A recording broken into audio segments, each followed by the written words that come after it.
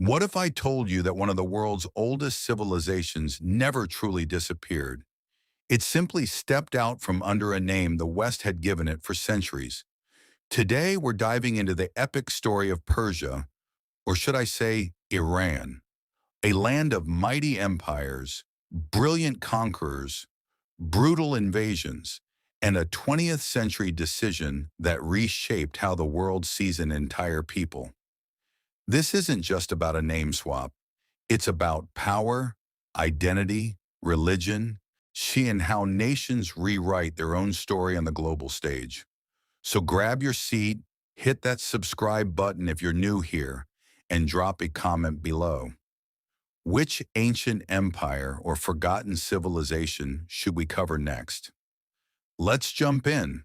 It all kicks off around the second millennium BCE, when Indo-Iranian nomads, speakers of ancient Indo-European languages, migrated into the region. These weren't Arabs, a common mix-up today. Their tongue was closer to the roots of Greek, Latin, and even modern Romance languages.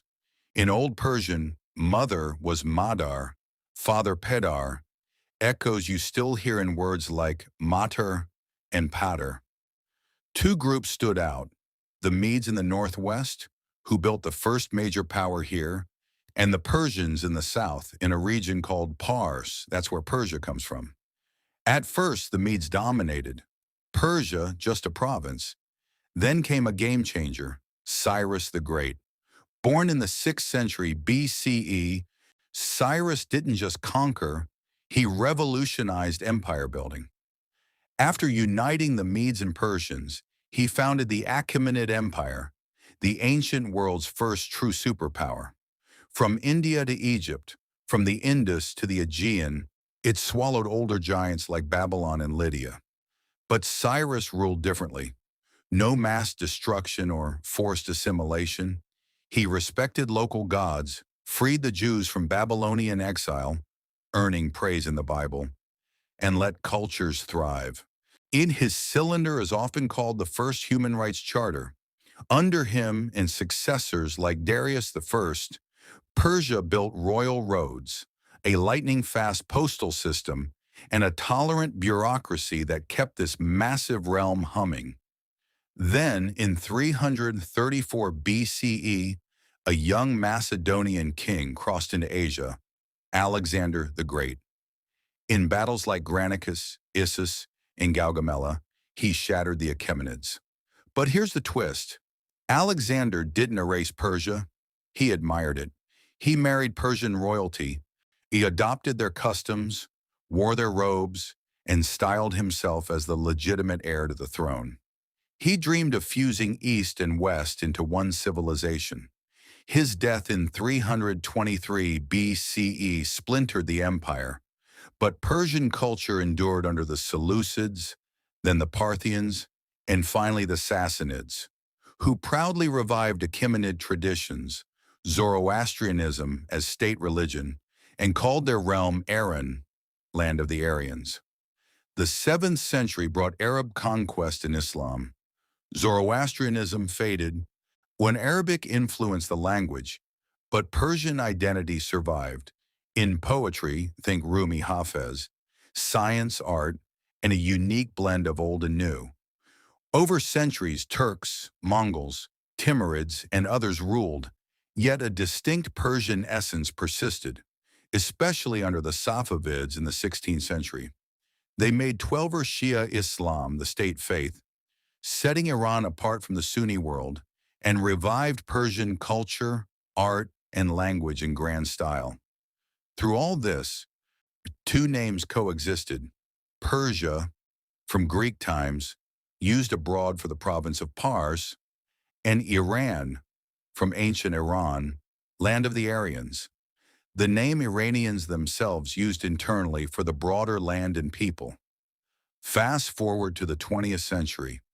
Under the Qajar dynasty, Iran faced colonial pressures, economic decline, and an image in the West as exotic but backward, tied to old stereotypes of luxury, tyranny, and decadence from Greek histories.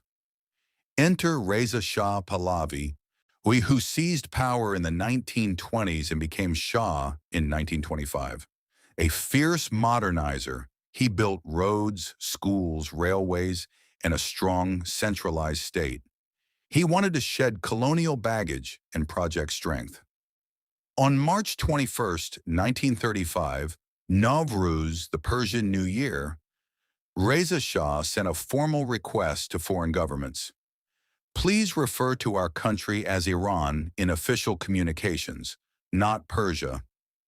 Iran was the indigenous name, rooted in ancient history, one and it better reflected the whole nation's diverse peoples, not just the Pars region. It wasn't about erasing the past.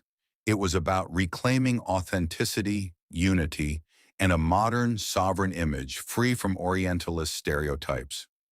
Some later claimed Nazi influence due to Aryan links, but the name predates that by millennia, and the change aligned with long-standing domestic usage.